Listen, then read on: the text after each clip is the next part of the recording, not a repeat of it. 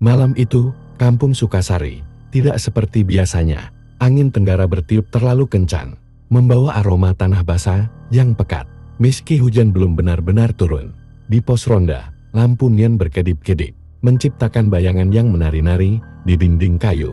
Mamang, seorang pemuda yang biasanya paling berani, kali ini merapatkan sarungnya. Di sampingnya, Kang Dadan asyik melinting tembakau, tidak menyadari bahwa di balik pohon pisang yang melambai, sesosok bayangan putih berdiri tegak, statis kaku. "Dang, kamu lihat itu," bisik Mamang, suaranya bergetar. Dadang mendongak. Di sana, sekitar 10 meter dari pos, berdiri sosok setinggi manusia, dengan bungkusan kain kafan yang sudah kusam, terkena noda coklat tanah. Pucuk kepalanya diikat dengan tali rafia yang sudah lapuk. Tidak ada wajah yang terlihat jelas, hanya kegelapan di balik lubang mata yang cekung. Namun, alih-alih melompat mengejar, sosok itu hanya diam. Kepalanya miring ke samping, lalu perlahan, sangat perlahan, ia menggerakkan badannya yang kaku untuk menoleh ke arah Bukit Pinus di ujung kampung. "Potong!" teriak Dadang refleks. Keduanya lari tunggang langgang, meninggalkan kopi yang masih berasap. Namun, sepanjang pelarian mereka, sosok itu tidak mengejar. Ia justru mengeluarkan suara rintihan yang lebih mirip desiran angin di sela tebing. "Tolong miring, tolong!" Keesokan harinya, suasana kampung mencekam.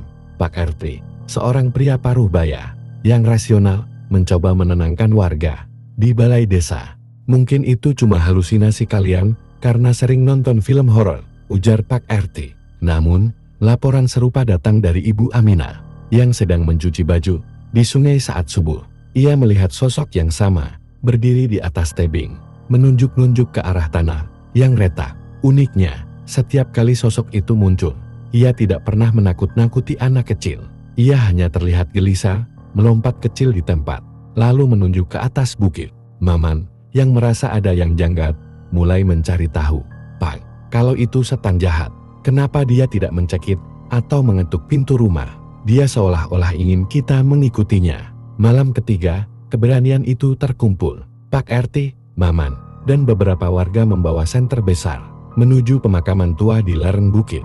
Seminggu terakhir, hujan badai memang menghantam Sukasari dengan hebat.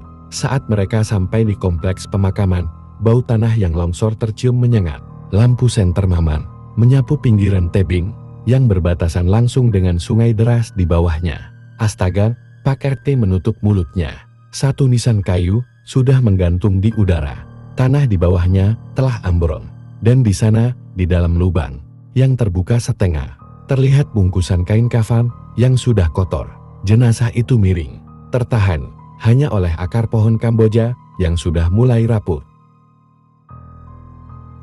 Sedikit lagi saja, atau satu kali hujan lagi, jenazah itu akan jatuh ke jurang sedalam 30 meter dan hanyut terbawa arus sungai yang ganas. Hujan mulai turun kembali. Kali ini tidak perlahan, melainkan seperti tumpahan air dari langit yang marah. Suara gemuruh petir menyambar di kejauhan, menerangi siluet Bukit Pinus yang tampak seperti raksasa hitam yang sedang berduka. "Cepat, ambil tambang dan cangkul," teriak Pak RT, melawan deru angin. Maman dan beberapa pemuda yang tadinya gemetar ketakutan, kini justru merasakan dorongan adrenalin yang berbeda. Bukan lagi rasa takut akan hantu, melainkan rasa takut jika mereka gagal menyelamatkan martabat seorang tetangga yang sudah tiada. Di bibir jurang itu, mereka melihatnya lagi. Sosok kain putih itu berdiri tepat di samping pohon Kamboja yang akarnya mulai tercabut. Namun kali ini, ia tidak bergerak. Ia hanya berdiri mematung, menatap lubang kuburnya yang menganga. Dalam kilatan petir, Maman sempat melihat wajah. Di balik kain itu bukan wajah penuh amarah, melainkan raut wajah yang tampak letih, seolah memohon istirahat yang layak. "Itu Pak Kasno," bisik Kang Dadan, suaranya tercekat di tenggorokan. "Ingat tidak, beliau yang dulu sering membersihkan selokan kampung tanpa diminta. Beliau tidak punya siapa-siapa lagi setelah istrinya meninggal."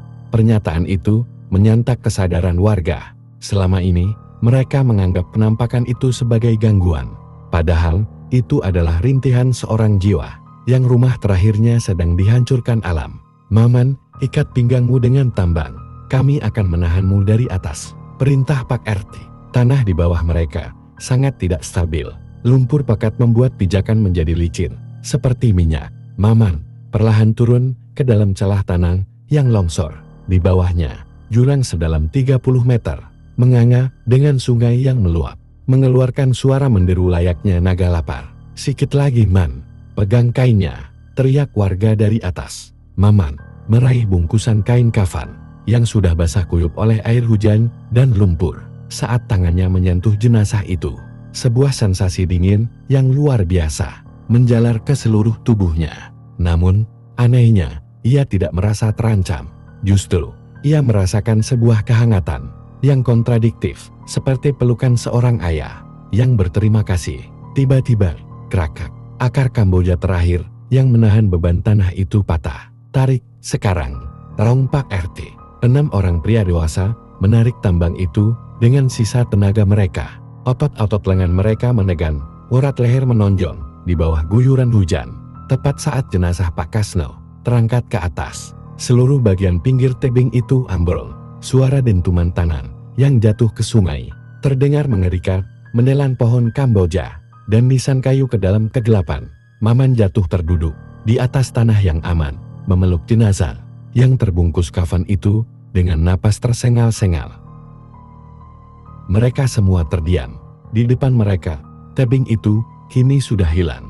Jika mereka terlambat 5 menit saja, Pak Kasno akan hilang selamanya. Malam itu juga, warga memutuskan untuk tidak menunggu subuh. Di bawah penerangan lampu petromak dan senter, mereka membawa jenazah ke bagian pemakaman yang lebih tinggi dan padat. Warga yang tadinya bersembunyi di dalam rumah, kini keluar membawa cangkul, air mawar, dan kain kafan baru. Ibu-ibu kampung datang membawa termos kopi dan gorengan untuk para pria yang bekerja keras. Suasana horor telah menguap sepenuhnya, digantikan oleh semangat gotong royong yang sudah lama tidak terlihat di Sukasari. Bismillah, Pak RT meletakkan nisan baru yang diukir darurat dari papan kayu jati. Saat doa penutup dibacakan oleh Pak Ustadz, suasana menjadi sangat hening. Hujan yang tadinya mengamuk, tiba-tiba mereda, menjadi gerimis halus yang menyejukkan. Maman menoleh ke arah pepohonan di kejauhan. Di sana, di bawah bayang-bayang pohon pinus yang tenang, sosok putih itu muncul. Untuk terakhir kalinya, kali ini, ia tidak berdiri kaku. Sosok itu nampak menundukkan kepalanya dalam-dalam. Sebuah gestur penghormatan sebelum perlahan-lahan memudar menjadi partikel cahaya kecil yang menyatu dengan kabut pagi. Setelah pemakaman darurat itu selesai, warga tidak langsung pulang. Mereka berkumpul di teras masjid, menyesap kopi pahit. Dalam diam, Maman duduk menyendiri, menatap telapak tangannya yang masih kasar terkena gesekan tambang. "Man, kau kenapa diam saja?" tanya Kang Dadan sambil menyodorkan pisang goreng. Maman mendongak. "Tadi, waktu aku memegang jenazah Pak Kasno, aku merasa bukan sedang memegang mayat, dan aku merasa sedang memegang sesuatu yang sangat rapuh, sesuatu yang butuh perlindungan." Pak Kartim mendekat, ikut duduk di lantai semen yang dingin. "Kalian tahu, Pak Kasno itu tidak punya ahli waris. Tabungannya habis untuk mengobati istrinya. Dulu, dia dimakamkan dengan biaya santunan desa yang seadanya. Mungkin itu sebabnya dia merasa tidak enak hati merepotkan kita lagi saat makamnya longsor." Tiba-tiba, Ibu Aminah datang dengan wajah pucat. Ia membawa sebuah bungkusan kecil yang ia temukan saat membantu membersihkan sisa lumpur di sekitar makam lama. "Pak, ini jatuh dari saku baju koko Pak Kasno yang ikut tertimbun," ujar Ibu Aminah. Di dalam bungkusan plastik yang kusam itu, terdapat beberapa lembar uang 10 ribuan yang sudah lecek dan sebuah catatan kecil yang ditulis dengan tangan gemetar. "Untuk biaya perbaikan selokan masjid, maaf hanya sedikit, Kasno."